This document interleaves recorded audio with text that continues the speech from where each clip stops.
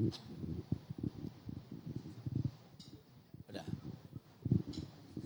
Silakan. Selamat siang Bapak Ibu para pemegang saham dari PT Nusa Tama Berkah Tbk atau NTBK. Senang sekali rasanya saya Priska Priscilla dapat kembali hadir dan juga bertemu dengan Bapak Ibu sekalian. Tentunya dalam acara Public Expose dari PT Nusa Tama Berkah Tbk yang kembali diselenggarakan di hari Rabu 13 Mei 2026. Bapak Ibu hadirin sekalian, kalau pagi tadi kita sudah menyimak bersama di mana para jajaran direksi dan juga komisaris menyampaikan bahwa adanya penurunan dari penjualan di tahun 2025 kurang lebih sebesar 8%, namun di sisi lain kita melihat laba bersihnya berhasil meningkat sebesar 10,54%. Maka pada siang hari ini kita akan berbincang dan juga menjawab pertanyaan dari Bapak Ibu para pemegang saham lainnya yang sudah kami kumpulkan di forum secara online dalam diskusi singkat kita di siang hari ini. Pada siang hari ini langsung saja saya akan ditemani dengan para direksi dari Nusa Tama Berkah Tbk, yaitu ada Bapak Insinyur Bambang Suliso selaku Bapak Direktur Utama. Selamat siang Bapak. Selamat siang. Dan juga didampingi dengan Bapak Insinyur Ismu Prastio selaku Direktur dari NTBK. Siang Bapak. Selamat siang. Baik. Bapak, kita ketahui bersama ya Pak, kalau selama ini kurang lebih 2 tahun belakangan kita bertemu dalam acara Public Expose, kurang lebih harga saham NTBK tuh stagnan di 50, tapi tahun ini sejak 2025 akhir bahkan bisa mencapai 180 di titik tertingginya pada 6 November 2025. Tentu ini menarik minat para investor di Indonesia dan juga asing. Ada apakah di balik kenaikan yang sangat tajam dan tentunya sangat menarik. Maka pertanyaan pertama yang akan saya bacakan ialah pertanyaan dari Ihsan Nur Muhammad. Pertanyaannya, di tengah masuknya pemain kendaraan komersial EV global ke Indonesia, apakah keunggulan spesifik dari fabrikasi NTBK dibandingkan dengan kompetitor, terutama dalam hal adaptasi kendaraan terhadap medan ekstrim pertambangan di Indonesia? Silakan, akan dijawab oleh siapa terlebih dahulu? Ya, terima kasih Mbak Sila. Jadi salah satu prinsipal NTBK itu kendaraan Cina merek BPN ya. BPN ini kebetulan teknologinya dari Mercedes-Benz dan mereka fokus di heavy duty truck. Jadi sesuai dengan ya bidang yang kita tangani. Jadi mereka fokus di heavy duty, kemudian teknologinya Mercedes-Benz, kemudian military base, dan memang sudah terbukti di site yang ekstrim ya, di Mongolia, kemudian kalau di Indonesia ya di Sumatera, di Kalimantan ya. Jadi memang dari sisi produk memang unggul. Karena tadi Mercedes-Benz, kemudian heavy duty, dan military base. Ya. Baik, apa mungkin ada yang ingin ditambahkan? Aismu. Ya, tambahannya adalah bahwa kita fokusnya kan bukan ke passenger car nih. Fokus kita adalah ke EV truck yang lebih banyak akan kita arahkan ke customer di pertambangan. Jadi dari sisi kualitas kita termasuk BPN tadi termasuk kualitas nomor 1 lah di prinsipal kami yang dari Cina yang kita berkolaborasi. Jadi skenarionya adalah ke depan kita bekerjasama terus dengan mereka. Kita import dalam bentuk CKD, dalam bentuk komponen, terus kita assembling di sini di Indonesia. Makanya kita perlu tambahan capital dan sebagainya nanti untuk makin mengembangkan usaha kita di manufacturing di kendaraan truk EV ini. Terima kasih. Oke, tadi sudah sempat disinggung adanya penambahan kapital oleh Bapak Isnu sejalan juga dengan tagline Nusa Tama ya, delivering quality. Makanya kita memberikan kualitas yang terbaik begitu ya Pak. Nah ini ada juga beberapa pertanyaan lainnya yang kurang lebih sejenis. Akan saya bacakan juga dari Aida Pratiwi dan juga dari Andreas Cahyadi serta dari Diko Valentino Firmana yang kurang lebih pertanyaannya sama.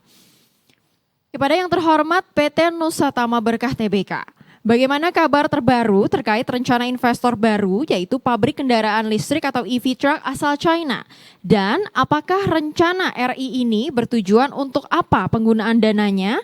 Kemudian juga ditambahkan dengan bagaimana perkembangan penjajakan kerjasama oleh CRRC dengan financial dari Australia. Bagaimana dan apa tujuan penggunaan dana dari RI-nya? Terima kasih. Ya. Silakan Bapak. Ada 3 pertanyaan ya tadi ya. Yang pertama investor untuk EV truck yang dari China. Kemudian yang kedua yang Australia kalau salah ya. Ya, financial Dan Australia. yang ketiga penggunaan dari right issue ya. Ya. Ya, memang kita sekarang sedang berbicara dengan beberapa institusi ya, baik di dalam negeri maupun di luar negeri, termasuk di dalamnya dari China. Kemudian yang Australia juga dari beberapa saat yang lalu sudah kita laporkan juga. Kita sedang fundraising. Salah satu opsinya adalah right issue, salah satu opsinya. Memang opsi yang lain tidak ditutup. Artinya selain right issue kan ada mungkin menerbitkan bond, ya, dan juga private placement. Ya.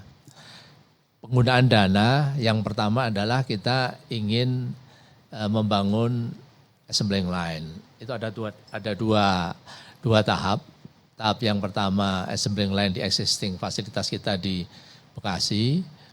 Kemudian yang tahap 2-nya kita rencanakan di Subang, ya, yang dengan kapasitas produksi yang jauh lebih besar. Itu yang pertama. Kemudian yang kedua, kita juga harus memperkuat modal kerja. Ya, jadi nanti kalau assembling line sudah dibangun, apalagi nanti sudah sampai tahap yang kedua, kapasitas produksi pasti kan udah besar kan, sehingga kita juga butuh dukungan modal kerja yang jauh lebih besar. Kemudian yang ketiga, kita memang ada rencana akuisisi, ya, akuisisi sebuah perusahaan yang sekarang sedang membangun quicklime ya di NTB. Jadi quicklime ini disuplai ke Aman Mineral sehingga punya market yang captive, ya, sehingga ini bisa menambah revenue dari NTBK secara konsolidasi ya. Kemudian yang terakhir kita merencanakan untuk menambah modal di anak perusahaan, ya, menambah modal plus juga mungkin penambahan working capital. Kita dalam proses finalisasi untuk konsolidasi dengan perusahaan lain yang sudah punya track record panjang sekali untuk ekspor ke berbagai negara untuk produk mineral dan batu bara. Ya. Jadi kalau di sisi NTBK-nya sekarang mungkin revenue-nya lebih banyak karena rupiah ya. Kita ada beberapa yang ekspor ke Papua Nugini, kemudian ke Afrika, tapi nilainya masih kecil. Nah, nanti di perusahaan anak kita harapan kita justru revenue-nya lebih banyak dolarnya dengan ekspor. Ya, ada ekspor nikel, nanti ekspor ya produk-produk produk hilir dari nikel, kemudian batu bara, sehingga resiko kerugian nilai tukar di NTBK itu bisa ditutup oleh anak, dan bahkan ini nanti revenue-nya bisa jauh lebih besar. Itu kira-kira Mbak. Pak Ismu, tambahan? Kalau pertanyaan besarannya belum ya, besaran right issue-nya berapa dan sebagainya. Ya, abis ini. Oke, nanti aja lah gitu. Ya, silakan Mbak. Oke, baik kalau begitu. Pertanyaan selanjutnya Bapak ini juga cukup banyak. Saya akan sedikit rangkum dari Nicholas Jordi Kurniawan, kemudian juga dari Zaldi Ihsan. Pertanyaannya ialah apakah pengendali akan menebus semua right issue-nya dan apakah ada pembeli siaga atau standby buyer jika right issue tidak terserap semuanya? Ya, tadi sudah saya sampaikan bahwa kita sedang melakukan pembicaraan dengan beberapa institusi, baik di dalam negeri maupun luar negeri, ya, untuk menyerap right issue kita, kalau itu yang pilihan yang akan kita ambil ya. Tapi seperti yang tadi saya sampaikan, ada 3 opsi tetap ya, right issue, kemudian yang kedua private placement, dan yang terakhir penerbitan bond. Nah, ini kita sedang olah secara internal dengan konsultan kita ya. Jadi nanti timing maupun pilihannya itu sangat ya, tergantung dari kinerja kita di mungkin sampai ke Q3 atau Q4 ya. Karena dengan dengan rencana bisnis yang tadi sudah disampaikan, ada akuisisi, kemudian ada konsolidasi dengan perusahaan lain, itu pasti akan meningkatkan kinerja kita di Q2, Q3 sampai Q4 nanti. Ya. Pak Ismu, apakah ada yang ingin ditambahkan atau saya akan mendetailkan ke pertanyaan berikutnya? Tadi ada pertanyaan belum kejawab tuh yang soal standby buyer yang right issue. Ya kita sedang finalisasi lah, ada beberapa calon yang siap mensupport kita untuk standby buyer atas saham baru yang akan kita terbitkan. Seperti yang sampaikan tadi ya, mungkin target kita ya mungkin paling cepat ya tahun ini eksekusinya atau paling lama tahun depan gitu. Tapi secara umum saya juga perlu sampaikan juga bahwa kenapa dalam kondisi tanda petik krisis global dan krisis nasional hari ini kita kok masih cenderung berani istilahnya ya kalau lebih tegasnya berekspansi gitu.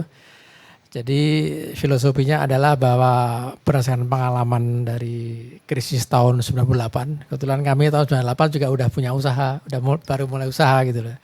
Jadi pengalaman cukup panjang, jadi in prinsip dalam kondisi krisis pun kita tetap harus pandai-pandai mencari peluang ataupun kondisi-kondisi usaha yang masih bisa digarap. Makanya yang Pak Bambang sampaikan tadi tentang kalau kondisi rupiah cenderung melemah terus ya kita harus berpikir gimana caranya memaksimalkan jenis-jenis komoditi atau usaha ataupun produk yang kita ekspor. Sehingga itu yang terus kita coba ekspor, kita kembangkan hari ini arahnya ke situ. Jadi ujungnya adalah menutupi jadi kelemahan rupiah dan kita malah lebih banyak ekspor. Dan saya yakin juga secara nasional itu akan sangat didukung oleh negara ya. Negara hari ini butuh devisa banyak. Kita salah satu yang berusaha untuk siap mensupport dari kondisi nasional kita. Itu aja. Oke, seperti kata pepatah Warren Buffett ya Pak, be greedy when others fears, begitu ya Pak. Jadi kita mengambil kesempatan di balik tantangan yang sedang kita hadapi bersama. Baik Pak, melanjutkan tadi pertanyaan mengenai right issue, ada pertanyaan dari Royke. Berapa perkiraan dana yang akan dihimpun dalam maksud saya PMHM ETD dan tujuan penggunaannya tadi sebenarnya sudah disebutkan, tapi jumlah perkiraan dananya tadi belum disebutkan. Ya. Kalau target kami, right issue yang akan kita lakukan untuk mendapatkan dana kira-kira 500 miliar. Ya 500 miliar, tentunya nanti kinerja perusahaan akan dinaikkan dulu. Ya.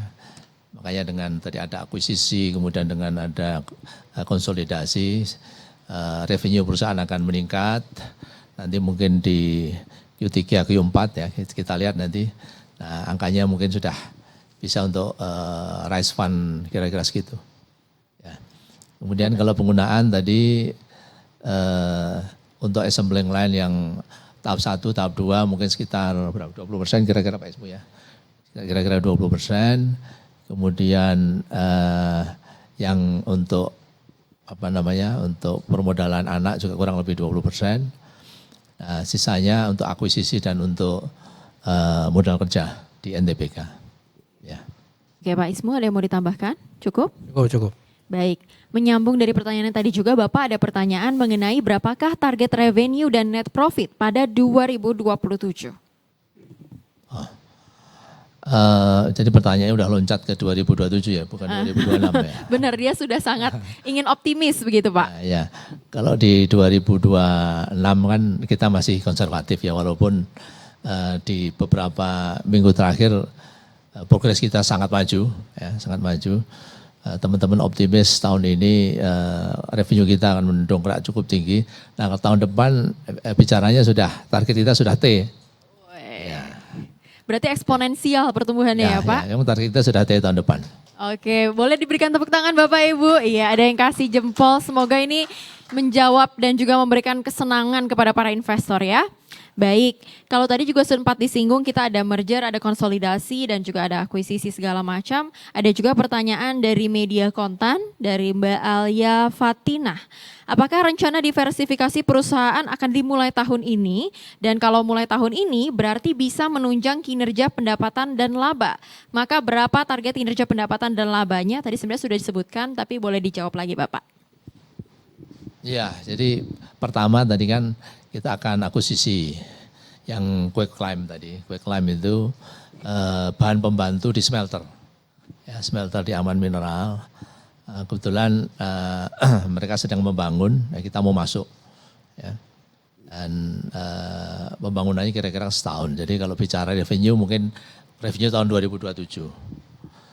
Terus yang kedua yang konsolidasi tadi itu target kita tahun ini sudah bisa berjalan. Sehingga selain revenue dari existing business, ya, special vehicle, kemudian EV truck, ada revenue dari ekspor, ya, dari ekspor. Jadi apa namanya? Kita optimis tahun depan kan tadi bicara T kan, jadi tahun ini mungkin cukup tinggi lah growth-nya dibanding tahun-tahun sebelumnya. Ya. Oke, Pak Ismo ada yang ingin ditambahkan?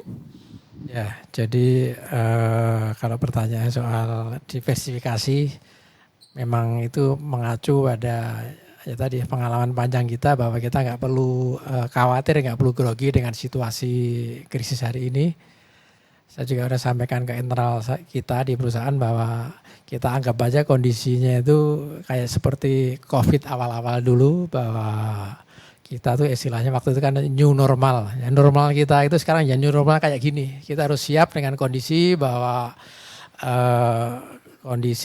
harga minyak sangat tinggi, kondisi bahwa rupiah melemah. Nah, kita harus pandai-pandai mencari peluang dalam kondisi istilahnya itu kita kalau berlayar di laut ya bisa mengapung di antara segala gejolak gelombang yang turbulen gitu loh. Jadi kita tetap optimis untuk hari tahun ini mulai diversifikasinya mulai berjalan dan sebagian mulai memetik hasilnya.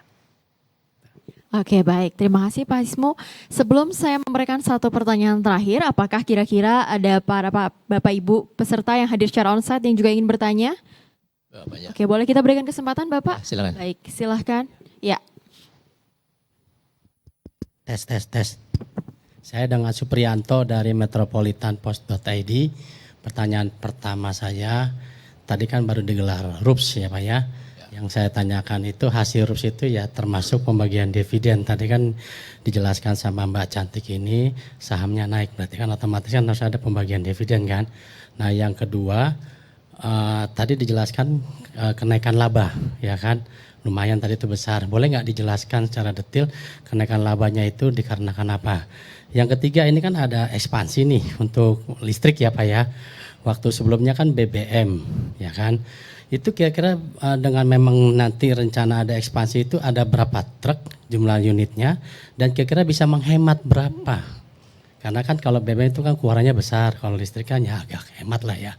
Terus yang keempat Pak, terkait dengan keadaan globalisasi ini Pak ya, perang Iran melawan Amerika Israel Pak. Tadi kan Bapak menjelaskan ada ekspor ya Pak ya, itu kan ada sedikit gangguan lah termasuk perang dagang. Kira-kira pengaruhnya seberapa spesifik Pak untuk perusahaan ini? Terima kasih banyak Pak. Ya. Baik, kita jawab terlebih dahulu ya Pak, silahkan. Dan pertama dan kedua mungkin Pak Ismo yang bisa menyampaikan. Pak Ismo mungkin mau duluan mengenai dividen tahun ini dan juga detail laba naiknya dari mana? Ya kan pasti RUPS tadi sudah dipaparkan, memang revenue turun dikit, tapi alhamdulillah profitnya naik sekitar kalau salah 8% ya. Terus itu disebabkan kenapa ya karena memang kita karena kami perusahaan yang cukup istilahnya cukup fleksibel untuk menyesuaikan diri dengan kondisi naik turunnya order maupun naik turunnya permintaan customer. Jadi kami banyak melakukan efisiensi di material, dari maksudnya bukan hanya material, namun dari desainnya kita efisiensikan, kita optimalkan sehingga materialnya lebih sedikit penggunaannya, juga di proses di produksinya sendiri, di fabrikasinya itu. Yang kenapa kita masih bisa dapat return profit dan masih bisa membagi dividen di tahun ini. Silakan Pak Bambang. Ya, jadi saat ini memang saat yang paling tepat untuk konversi. Ya, jadi sebelum harga solar naik ke 30.000, jadi sebelumnya kan 15 ribuan kira-kira ya, solar industri 15 sampai 17 ribu, itu sudah terjadi efisiensi kalau kita pakai truk listrik. Ya. Apalagi sekarang 30.000, jadi udah pasti itu. Jadi sekarang hampir semua perusahaan tambang itu sekarang sedang menyiapkan diri untuk ya masuk new era. Eranya apa? Eranya truk listrik. Jadi di Kalimantan Selatan sana bahkan ada satu perusahaan yang sudah pasang listrik sampai 75 megawatt untuk charge atau charger. Kemudian di Sumatera juga sudah berjalan ya. Kemudian kalau di sana di Morowali, di WDB itu yang Jinsan punya itu semuanya sekarang udah pakai listrik. Karena dengan 15.000 saja itu energy savingnya sudah 60%. Apalagi sekarang 30.000, lebih lagi, lebih besar lagi kan savingnya kan. Kemudian truk listrik itu maintenance-nya juga lebih murah karena komponennya kan lebih sedikit kan. Kalau yang diesel kan, engine, transmisi, di situ ada reduksi berkali-kali kan, ribet gitu kan ininya kan, komponennya kan banyak sekali. Sementara kalau truk listrik hanya ya motor, kan, kemudian menggerakkan roda karena ya ada transmisi simpel aja kan. Jadi maintenance cost-nya lebih rendah. Memang harganya masih mahal, lebih mahal lah, karena baterai. Tapi baterai ini secara trennya ya dari sejak tahun 2018 sampai sekarang turun terus. Jadi suatu saat harga baterai murah juga. Jadi mungkin 2030 atau 2035 harga truk listrik sama truk diesel mungkin lebih murah truk listrik mungkin. Tapi harus dimulai dari sekarang, mumpung harga BBM tinggi kan. Kemudian kalau jumlah berapa itu yang beli kontraktor biasanya Pak, bukan kami. Kami jual justru. Jadi kami jual ke kontraktor nanti yang ngangkut batu bara, ngangkut nikel, ngangkut emas gitu kan dari tambang sampai ke smelter. Ya. Itu kira-kira. Silakan yang lain. Baik, terima kasih. Ke pertanyaan yang kedua yang di belakang Mas, boleh tolong dibantu, silakan.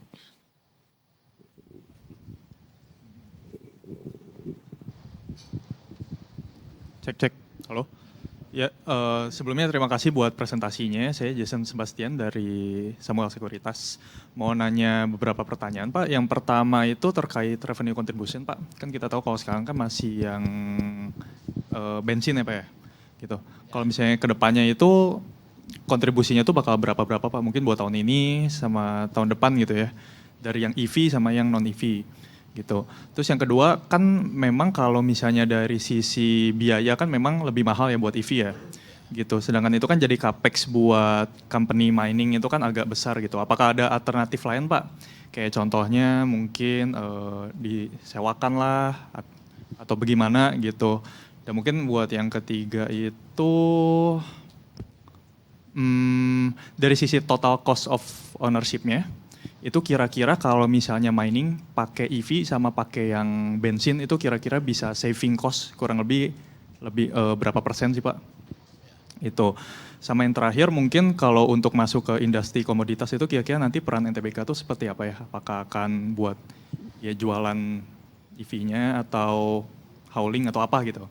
Ya. Mungkin itu sih Pak. Silakan Bapak. Ya. Baik, tadi 3 atau 4 pertanyaan ya. 4. Yang pertama porsi EV truck di revenue ya. Target kita emang tahun ini 30% ya, 30%. Kemudian ya nanti meningkat per tahunnya kita tingkatkan lah. Jadi EV truck ini awalnya memang kita lebih banyak di off-road ya.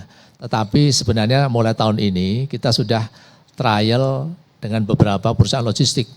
Dengan Samudra Indonesia sudah, dengan Toyota Tuso sudah, sekarang dengan CTC di Tanjung Priok ya. Nah ini mudah-mudahan nanti ada kontributor lagi dari on-road.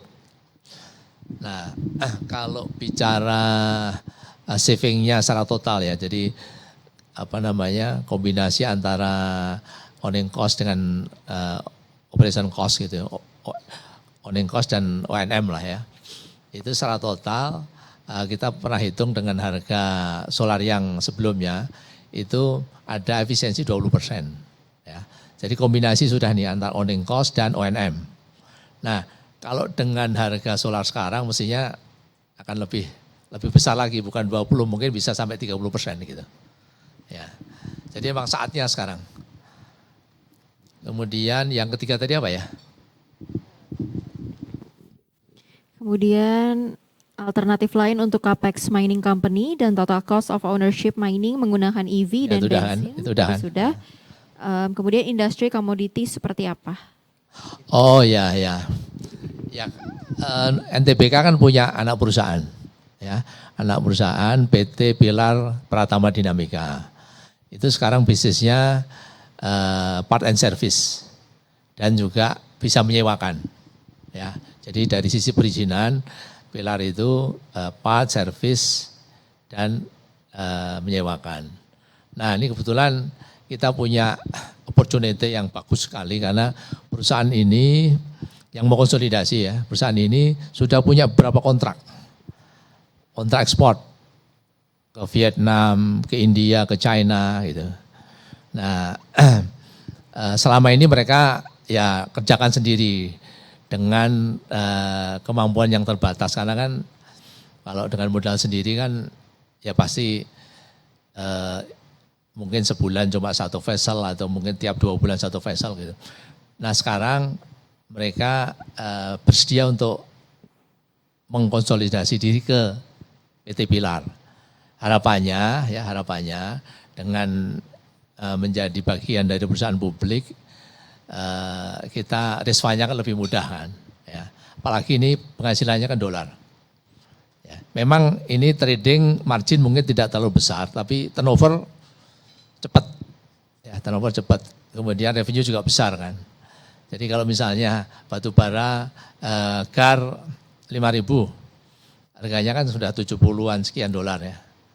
Jadi kalau satu vessel katakan 50.000 ton, ya tinggal dikalikan 50.000 kali 70-an sekian kan, sudah hampir 400.000 US kan, satu vessel. Ya itu bisa dongkrak penjualan NTBK, makanya kita optimis bisa tembus T itu karena memang salah satunya dari komoditas. Ya. Selain itu, EV kita juga akan ketarik. Ya. Jadi kita sudah bersepakat waktu kita bicara, boleh Anda masuk tetapi semua angkutan nanti harus pakai EV kita. Ya. Dan mereka sepakat itu, karena memang ya pertama itu bagian dari agreement, kemudian yang kedua memang harga solar kan sekarang kan udah 30.000 dan langka gitu.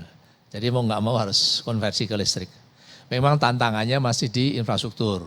Jadi tidak semua tambang kan ada power plant-nya kan. Jadi memang ini menjadi tantangan soal kecepatan penyediaan infrastruktur untuk charger kan. Ya, terima kasih. Oke, Pak Ismu ada yang ingin ditambahkan atau cukup? Yang jelas apa yang kita coba diversifikasi itu dalam rangka memperkuat ekosistem dari bisnis kita. Jadi dengan kita bisa jual komoditi dengan anak perusahaan kita, komoditi batu bara terjual, otomatis juga menarik ini kita bisnis kita di EV trucknya. Jadi untuk pengangkutannya, haulingnya bisa harus pakai truk EV. Jadi otomatis juga Nusatama ikut terbantu dengan ininya kan penjualannya. Belum soal supply spare part maupun maintenance-nya dari PT Pilar sendiri gitu. Jadi integrasi dari usaha ini akan makin kuat, jadi memperkuat fondasi bisnis kita secara umum. Itu aja, terima kasih. Oke, terima kasih Pak Ismu. Saya berikan satu kesempatan terakhir, barangkali apakah masih ada Bapak Ibu yang hadir secara onsite yang ingin bertanya? Boleh silakan angkat tangannya. Sudah cukup? Baik, sudah cukup. Satu pertanyaan terakhir Bapak dari Yeri Adi Chandra. Apakah akan ada pengambil alihan perseroan oleh investor strategis dalam tahun ini? Oh enggak, bukan pengambil alihan, justru kita kan pengen ekspansi kan. Jadi malah justru kita yang mau masuk tadi kan akuisisi yang Quick Lime factory yang di Sumbawa. Ya, kemudian yang kedua konsolidasi itu pilar tetap mayoritas. Jadi contohnya tadi yang perusahaan yang eksportir tadi masuk tetapi pilarnya tetap kontrol. Jadi masih di atas 50%. Jadi secara keuangan tetap bisa dikonsolidated ke NTBK. Ya. Jadi kalau kita nanti yang diambil ya nggak bisa dikonsolidasi kan. Ya. Itu. Jadi nggak betul itu. Baik. Terima kasih banyak Bapak atas konfirmasinya. Mungkin ada closing statement dari Bapak Bambang dan juga Bapak Ismu, silakan. Pak Ismu. Terima kasih. Jadi secara umum kita tetap cukup optimis untuk kita berkembang dan tumbuh menjadi besar berbasis pada, kalau bicara teknologi berbasis pada EV, kalau bicara revenue besar kita berbasis pada sumber daya alam kita. Jadi kita optimis dengan dua ini kita bisa punya fondasi kuat untuk tumbuh dan menjadi besar di Indonesia. Dan ya saatnya beli. Right time to buy. Mumpung harganya masih murah kan. Ya. Berarti optimis ke 1.000 ya Pak ya? Jangankan 1.000, 10.000 mungkin Pak kali ini ISG Pak. Sudah cukup Bapak? Cukup. Terima kasih. Baik, terima kasih banyak Bapak Ibu hadirin sekalian, baik yang telah bergabung secara online maupun yang telah hadir secara onsite. Tadi pertanyaannya menutup perjumpaan kita pada kali ini dan saya Priska Priscilla mewakili dari PT Nusa Tama Berkah Tbk pamit undur diri. Dan sampai jumpa di Rapat Umum Pemegang Saham Tahunan dan juga Public Expose PT Nusa Tama Berkah Tbk 2027.